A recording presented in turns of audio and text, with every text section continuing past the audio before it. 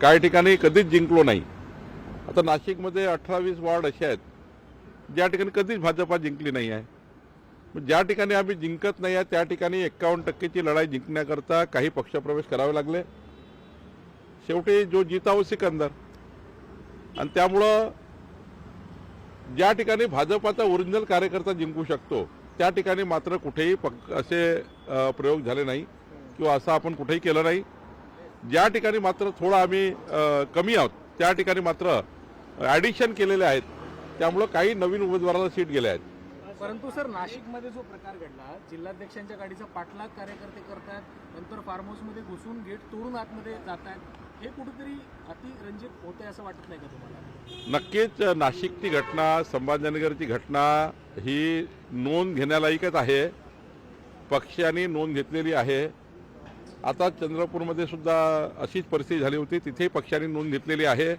त्यामुळं आत्ता कार्यकर्त्यांना आमच्या सूचना आहेत की आता जे काही झालं आहे त्यातनं बाहेर निघून आता आपल्याला एक संघपणे या ठिकाणी लढून महानगरपालिकेमध्ये यश मिळवायचं आहे। शेवटी निवडणुकीचं तिकीट वाटप करताना कमी जास्त झाला आहे ते आता आपण दुरुस्त करू। तर या डोंबिवली महापालिकेमध्ये 3 नगरसेवक भाजपचे बिनविरोध निवडून आलेले आहेत। हा ट्रेलर म्हणायचा का? धुळ्यामध्ये 1 आणि कल्याण डोंबिवलीमध्ये 2, 3 नगरसेवक निवडून आलेले आहे। 4 झाले, डोंबिवलीमध्ये 3 झाले, डोंबिवलीला 3 झाले आहेत। त्यामुळे 4 नगरसेवक त्यांचं मी अभिनंदन करतो। आमचे मुख्यमंत्री देवेंद्र फडणवीसजी यांच्या नेतृत्वामध्ये आमचे अध्यक्ष रवींद्र चव्हाणजी यांच्या मार्गदर्शनाखाली या ठिकाणी हे यश आम्हाला मिळालेलं आहे आणि ही आता सुरुवात झालेली आहे। मी आपल्याला जाणीवपूर्वक सांगेल, महाराष्ट्राचं जे काही जनतेचं आम्हाला समर्थन मिळतं आहे, जनता आमच्याकडे त्या ठिकाणी आमच्या सरकारवर विश्वास ठेवून आहे। डबल इंजिन सरकारच आमच्या शहराचा विकास करू शकतं। मोदीचं सरकार, देवेंद्रजीचं सरकार हेच सरकार नागरी भागाचा विकास करू शकतं, महानगरपालिका क्षेत्राला मूलभूत सुविधा देऊ शकतं। जनतेचा विश्वास भाजपा महायुतीवर आहे आणि त्यामुळे निकाल काय येणार आहे तर 2/3 बहुमताने मुंबईसह महाराष्ट्र आणि 51%च्या वर नगरसेवक महाराष्ट्रामध्ये निवडून येतील।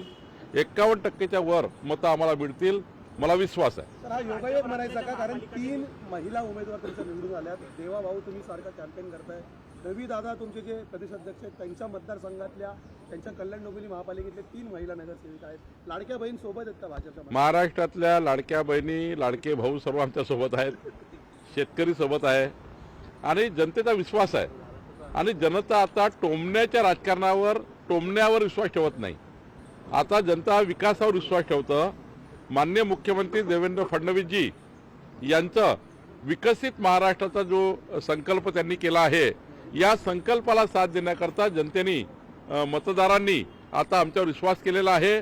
निश्चितपणे जनतेचा आणि मतदाराचा विश्वास आम्ही पुढे नेऊ आणि मला वाटतं की निकालाच्या दिवशी हा प्रचंड मोठा विजय आपल्याला दिसेल। महाराष्ट्रात भाजपा महायुती प्रचंड शक्तीने आतापर्यंत महाराष्ट्रामध्ये भाजपाला जेवढं मोठं बहुमत मिळालं नाही त्यापेक्षा मोठं बहुमत यावेळी मिळेल। सर, राज्यातल्या ज्या महापालिका निवडणुका होत्या त्या ठिकाणी भाजप आणि शिवसेनेची युती होईल असं सांगण्यात आलं होतं, परंतु अनेक ठिकाणी युती तुटलेली आहे।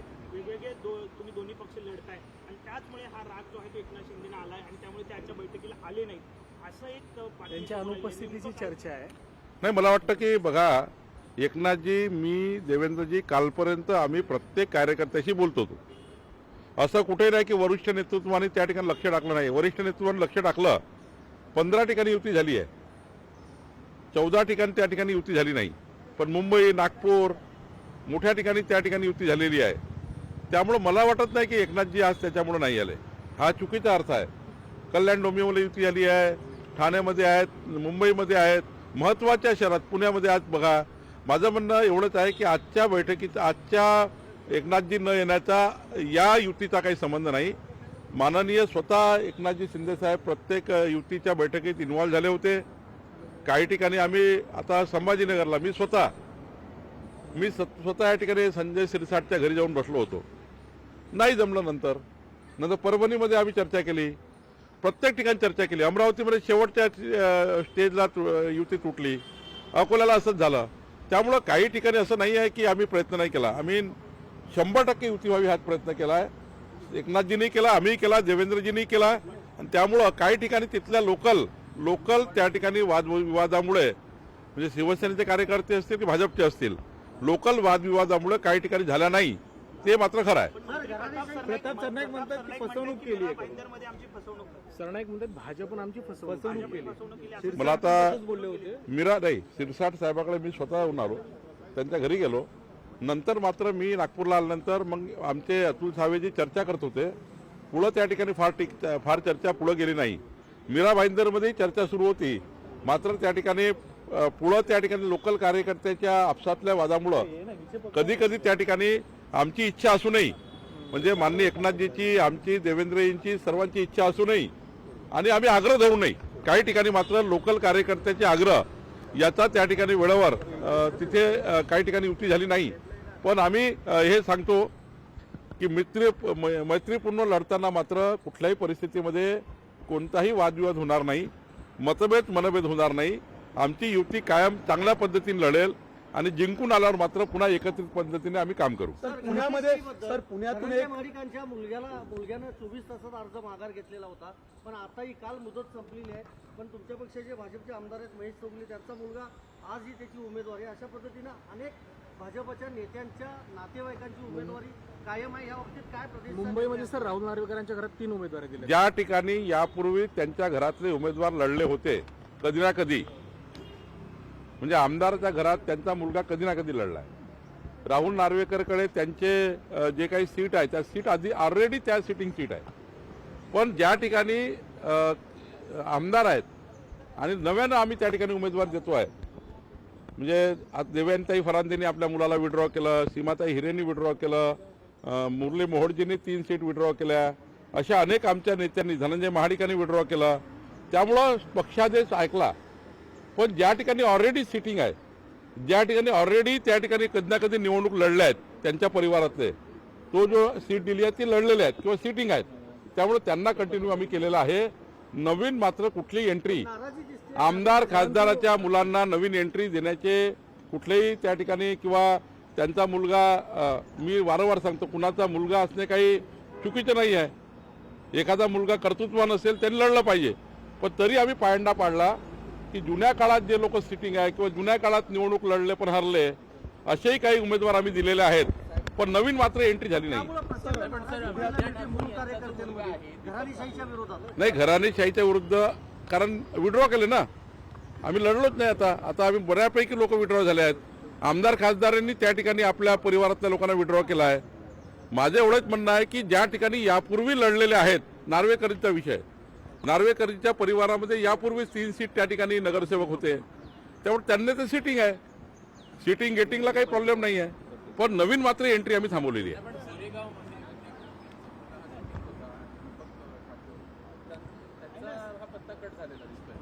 काही ठिकाणी आमदार खासदारांनी स्वतःच त्या ठिकाणी मुलांना विड्रॉ केलं. जसं नागपूरमध्ये कृष्णा खोपडे जे आहेत त्यांचा मुलगा लढणार होते नाही दिली सीट त्यांनी. काही ठिकाणी चांगले आग्रह होते.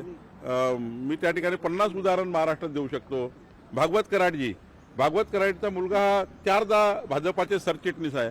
अत्यंत चांगला प्रभावी कार्यकर्ता आहे. पूर्ण वॉर्ड त्यांच्या मागे उभा आहे. पण आम्ही विड्रॉ केलं. त्यामुळं अनेक कार्यकर्ते विड्रॉ झाले आहे. अनेक आमदारांनी आपल्या मुलाला विड्रॉ केलेला आहे.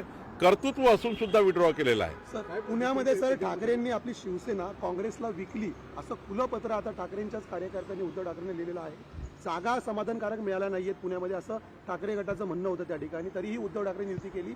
या उलट मुंबईमध्ये मात्र तोच पक्ष तुमच्या विरोधात लढतोय असाही त्यांनी कुठेतरी सवाल विचारला. त्यांच्या पक्षात काय झालं कोणी काय सवाल उचलले आणि कोणी काय सवाल पाहिले हे मला माहिती नाही.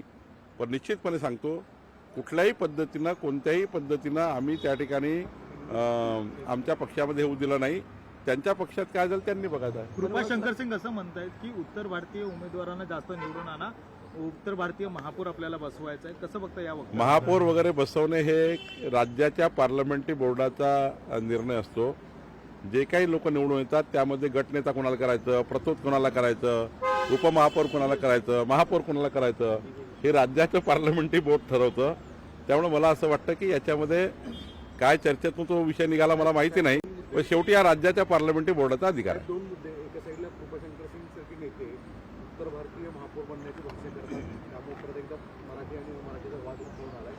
आणि दुसरी गोष्ट की भाजप असेल किंवा अजित पवार राष्ट्रवादी काँग्रेस असेल, गुन्हेगारी थेट असणाऱ्या लोकांनाच तिकीट दिल्याचं दिसून येतं. पुण्यात मोहोळ कुटुंबीय जो तिथला आरोपी आहे त्याच्या घरात भाजपाने तिकीट दिले, तर दुसरीकडे अजित पवारांनी तिथला जो गुंड आहे मारनेगाच्या मारण्याच्या बायकोला तिकीट दिलेलं आहे, आंदेकरांना तिकीट दिली. काही ठिकाणी गुन्हे दाखल होतात, पण कोर्टाच्या त्या ठिकाणी सुनावणी सुरू असतात, अंडर ट्रायल केस असतात. त्यामुळं अंडर ट्रायल केस जोपर्यंत निकाल निघत नाही तोपर्यंत साधारणतः विचार करतो आपण की गुन्हा दाखल झाला आहे, पण अंडर ट्रायल असल्यामुळं त्याच्यावर काही दोषारोप झाला नाही आहे.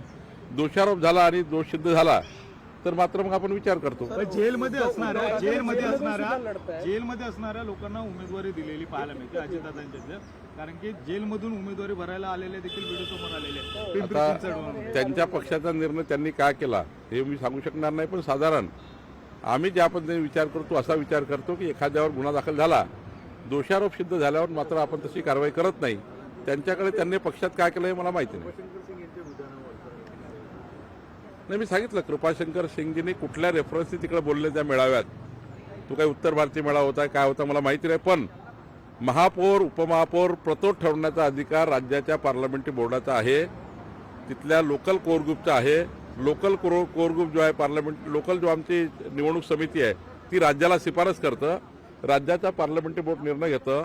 त्यामुळे महापौर उपमहापौर बनवण्याचा अधिकार हा राज्य आणि लोकल पार्लमेंटरी बोर्डाचा आहे, तो कोणा व्यक्तीचा नाही आहे. त्यामुळे मला असं वाटतं ते कुठल्या रेफरन्सने बोलले मला माहिती नाही. सर, उद्धव ठाकरे काँग्रेस सोबत वाहत चाललेत वाटते का? कारण स्वतः शाखा प्रमुख त्यांचं आता पत्र लिहायला लागलेलं आहे की तुम्ही काँग्रेसला शिवसेना विकताय का? एखाद वेळ असा येईल पुढच्या काळात की अखिल भारतीय काँग्रेसचे अध्यक्ष महाराष्ट्राचे उद्धव ठाकरे दिसतील. असाही काळ उद्धव ठाकरे येऊ शकतो, कारण शिवसेनेचं धनुष्यबाण तर एकनाथजीकडे गेला आहे. लोकशाही मराठी ऐका, पहा, जागरूक रहा.